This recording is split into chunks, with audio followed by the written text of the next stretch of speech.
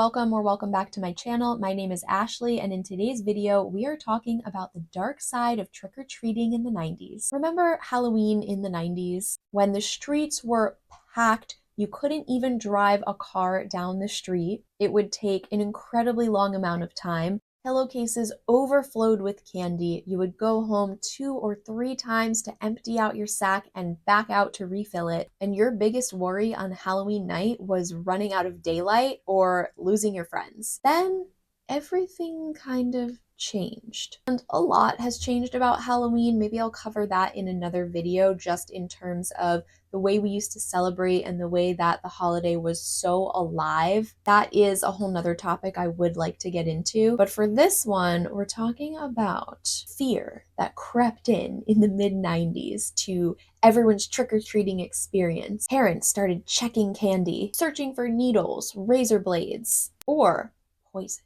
News stations ran terrifying stories, and some schools even x-rayed candy on November 1st. But here's the chilling truth: like many internet, or I guess at the time, news stories, almost none of it was real.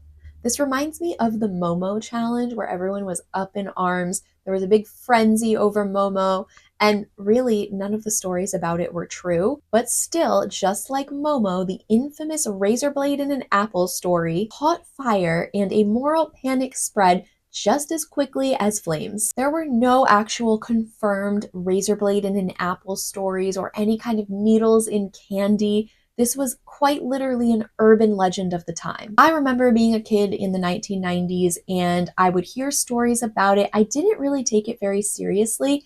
Did we check our candy? Yes, of course.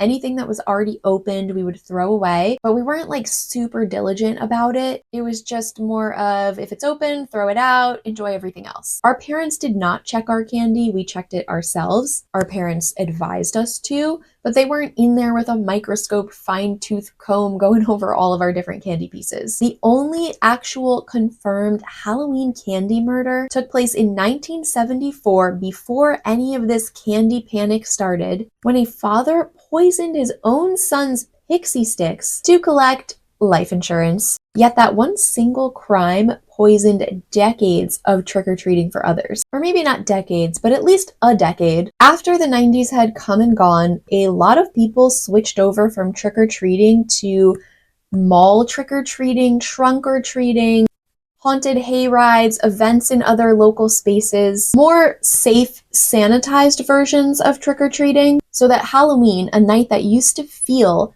like a night of mystery, magic, a little bit of mischief, then just became boring, to me anyway. Lame. Like I said, we're not going to go into all of that in this video, although this does include a little part of the way that Halloween has changed over time.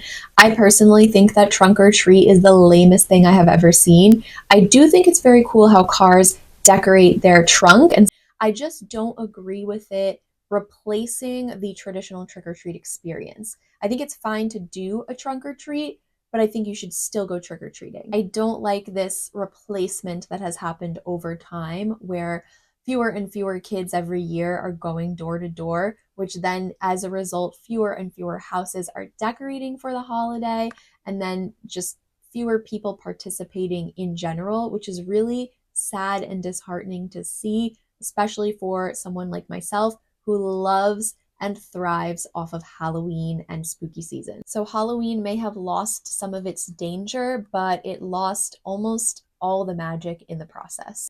And while I do understand that parents and families need to be safe, and we definitely did a lot of things in the 90s that were not safe, let's face it, I still think that there are ways to be safe and still be able to take part in traditions of the past. For me, someone who's very interested in true crime, I go more of the route of thinking that bad or nefarious things can happen to children if they are wandering around on Halloween night alone and unaccompanied. But we did it and we were fine. Nothing ever happened. And we were always alone.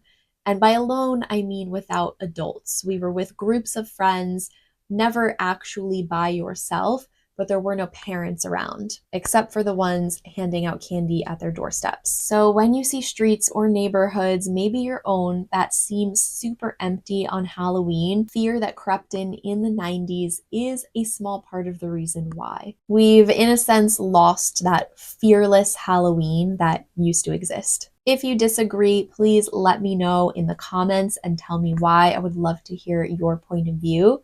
Or if you do agree, leave a comment and let me know how you feel about the fear that took hold in the 90s and kind of shaped the future of Halloween from there. I'd also really love to know if you experience in your neighborhood where you currently live this kind of strange emptiness for Halloween.